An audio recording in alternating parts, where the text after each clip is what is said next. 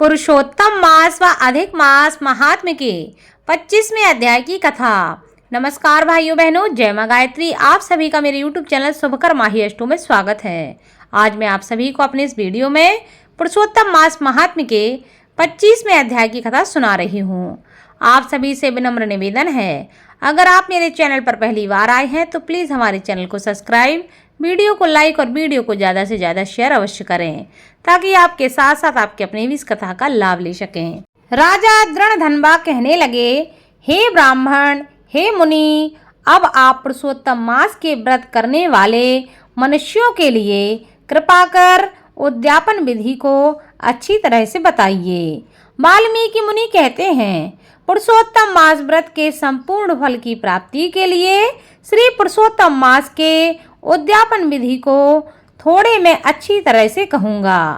पुरुषोत्तम मास के कृष्ण पक्ष की चतुर्दशी, नवमी अथवा अष्टमी को उद्यापन करने का विधान बताया गया है।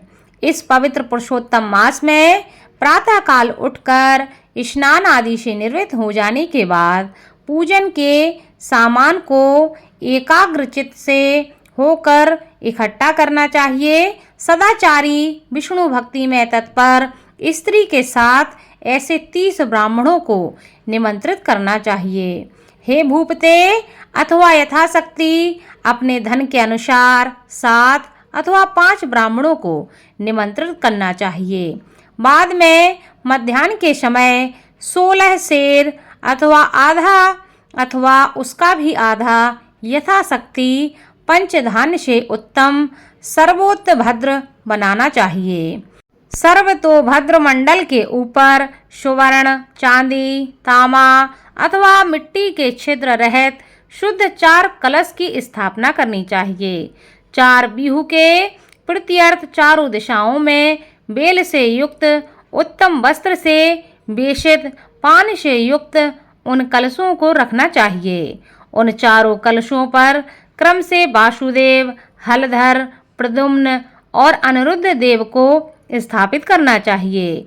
पुरुषोत्तम मास व्रत के आरंभ में स्थापित किए हुए राधिका सहित देव देवेश पुरुषोत्तम भगवान को कलश युक्त वहां से लाकर मंडल के ऊपर मध्य भाग में स्थापित करें।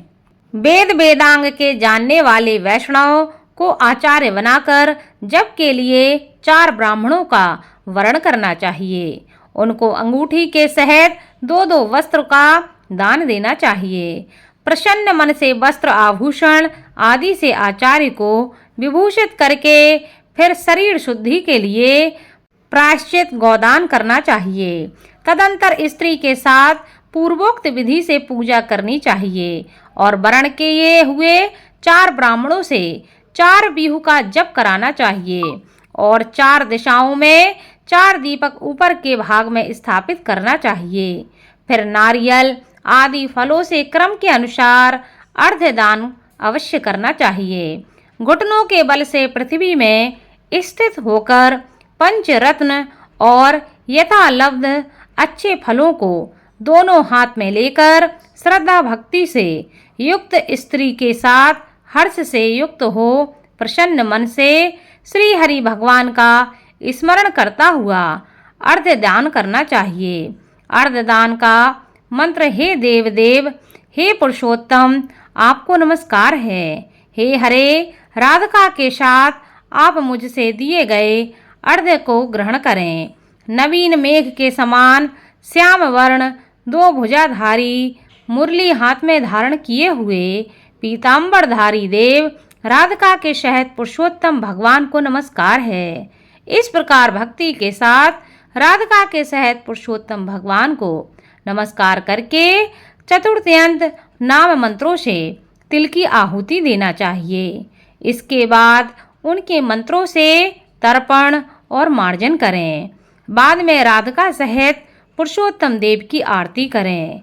अब नीरांजन का मंत्र कमल के दल के समान कांति वाले राधिका के रमण कोटि कामदेव के सौंदर्य को धारण करने वाले देवेश का प्रेम से नीरांजन करता हूँ। अथ ध्यान मंत्र अनंत रत्नों से शोभायमान सिंहासन पर स्थित अंतर्ज्योति स्वरूप वंशी शब्द से अत्यंत मोहित वज्र की स्त्रियों से घिरे हुए, इसलिए वृंदावन में अत्यंत शोभायमान राधिका और कौस्तुभ मणि से चमकते हुए हृदय वाले, शोभायमान रत्नों से जड़ित किरीट और कुंडल को धारण करने वाले आप नवीन पीतांबर को धारण किए हैं। इस प्रकार पुरुषोत्तम भगवान का ध्यान करना चाहिए। फिर राधिका के सहित पुरुषोत्तम भगवान को पुष्पांजलि देकर स्त्री के साथ साष्टांग नमस्कार करें। नवीन मेघ के समान श्याम वर्ण पीतांबर वस्त्रधारी अच्युत श्रीवत्स चिन्ह से शोभित उर स्थल वाले राधिका सहित हरि भगवान को नमस्कार है। ब्राह्मण को सुवर्ण के साथ पूर्व पात्र देवें। बाद में प्रसन्नता के साथ आचार्य को बहुत सी दक्षिणा देवें। संपत्नीक आचार्य को भक्ति से वस्त्र आभूषण से प्रसन्न करें। फिर ऋषि ध्वजों को उत्तम दक्षिणा देवें। बछड़ा सहित वस्त्र सहित दूध देने वाली सुशील गौ को घंटा आभूषण और भूषित करके उसका दान करना चाहिए। तांबे का पीठ, सुवर्ण का श्रृंग, चांदी के खुर से भूषित कर देवें। घृत पात्र देवें और उसी प्रकार तिल का पात्र भी देवें। स्त्री पुरुष को पहनने के लिए उमा महेश्वर के प्रत्यर्थ वस्त्र का दान करें। 8 प्रकार का पद देवें और 1 जोड़ा जूता देवें।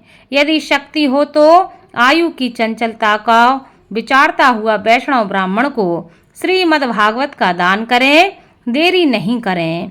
श्रीमद् भागवत साक्षात भगवान का अद्भुत रूप है। जो वैष्णव पंडित ब्राह्मण को देता है वह कोटि कुल का उद्धार करके अप्सरा गणों से सेवित विमान पर सवार होकर योगियों को दुर्लभ गोलोक को जाता है। हजारों कन्यादान, सैकड़ों वाजपेयी यज्ञ, धान्य के साथ क्षेत्रों के दान और जो तुला दान आदि 8 महादान हैं और वेद दान हैं, वे सब श्रीमद् भागवत दान की 16वीं कला की बराबरी नहीं कर सकते हैं। इसलिए श्रीमद् भागवत को सुवर्ण के सिंहासन पर स्थापित करके वस्त्र आभूषण से अलंकृत करके विधि पूर्वक वैष्णव ब्राह्मण को देवें। कांसे के 30 संपुट में 30-30 मालपुआ रखकर ब्राह्मणों को दान देवें। हे पृथ्वीपते, हर एक मालपुए में जितने छिद्र होते हैं उतने वर्ष पर्यंत वैकुंठ लोक में जाकर व्यक्ति वास करता है। योगियों को दुर्लभ निर्गुण गौलोक को जाता है। जिस सनातन ज्योतिर्धाम गौलोक को जाकर नहीं लौटते हैं। अढ़ाई शेर कांसे का संपुट कहा गया है। निर्धन पुरुष यथाशक्ति व्रत पूर्ति के लिए संपुट दान कर सकता है अथवा पुरुषोत्तम भगवान के प्रत्यर्थ मालपुआ का कच्चा सामान फल के साथ संपुट में रखकर दे सकता है। हे निराधिप निमंत्रित ब्राह्मणों को पुरुषोत्तम भगवान के समीप संकल्प करके पत्नी सहित ब्राह्मणों को देवें। अब प्रार्थना लिखते हैं। हे कृष्ण, हे जगत के पालनहार, हे जगदीश अर्थात हे जगत को आनंद देने वाले, मेरी समस्त इस लोक तथा परलोक की कामनाओं को शीघ्र पूर्ण करें। इस प्रकार गोविंद भगवान की प्रार्थना करके प्रसन्नता पूर्वक पुरुषोत्तम भगवान का स्मरण करता हुआ स्त्री सहित सदाचारी ब्राह्मणों को भोजन कराना चाहिए। ब्राह्मण रूप हरि और ब्राह्मणी रूप राधिका का स्मरण कराता हुआ भक्ति पूर्वक गंध अक्षत से पूजन करके घृत पायस का भोजन करावें। व्रत करने वाला विधि पूर्वक भोजन समान का संकल्प करे। अंगूर, केला, अनेक प्रकार के आम के फल, घी के पके हुए सुंदर उड़द के बने, चीनी घी के बने घेवर, फैनी खाड़ के बने मंडक, खरबूजा, ककड़ी का साग, अदरक, सुंदर नींबू, आम और अनेक प्रकार के अलग अलग साग, इस प्रकार 6 रसों से युक्त 4 प्रकार का भोजन सुगंधित पदार्थ से वासित गोरस को परोसकर कोमल वाणी बोलते हुए यह स्वादिष्ट है, इसको आपके लिए तैयार किया जाता है। प्रसन्नता के साथ भोजन कीजिए। हे ब्राह्मण देव, हे प्रभु, जो इसे पकाए हुए पदार्थों में अच्छा मालूम हो उसको मंगाइए।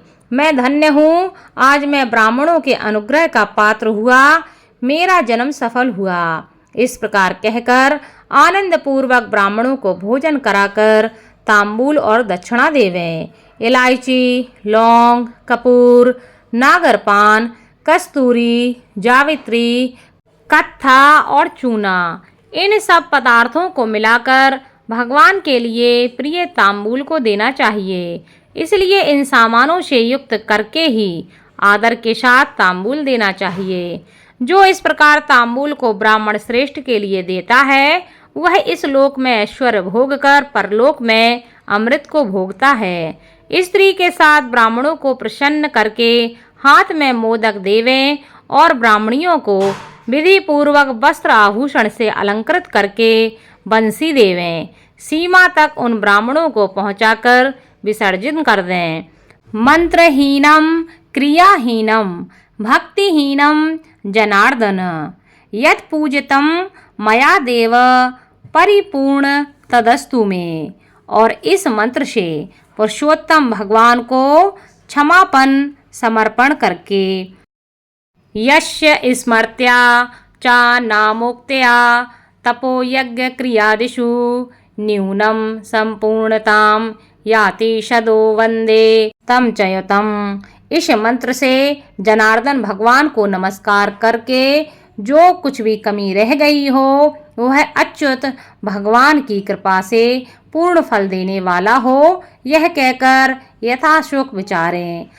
अन्न का यथा भाग विभाग कर भूतों को देकर मिथ्या भाषण से रहित हो, अन्न की निंदा ना करता हुआ कुटुंबी जनों के साथ भोजन करें।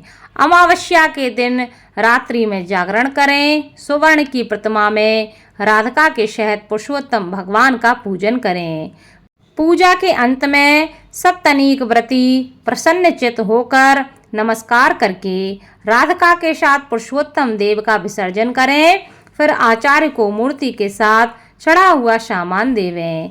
अपनी इच्छा के अनुसार यथा योग्य अन्नदान को देवें। जिस किसी उपाय से इस व्रत को करे और उत्तम भक्ति से द्रव्य के अनुसार दान देवे। स्त्री अथवा पुरुष इस व्रत को करने से जन्म जन्म में सुख, दारिद्र्य और दुर्भाग्य को प्राप्त नहीं करते हैं। जो लोग इस व्रत को करते हैं वे इस लोक में अनेक प्रकार के मनोरथों को प्राप्त करके सुंदर विमान पर चढ़कर श्री वैकुंठ लोक को जाते हैं। भगवान नारायण कहते हैं, इस प्रकार जो पुरुष श्री कृष्ण भगवान का प्रिय पुरुषोत्तम मास व्रत विधि पूर्वक आदर के साथ करता है वह इस लोक के सुखों को भोग कर और पाप राशि से मुक्त होकर अपने पूर्व पुरुषों के साथ गौलोक को जाता है। इति श्री ब्रह्म नारदीय पुराणे पुरुषोत्तम मास महात्म्ये 25वां अध्याय संपूर्णम।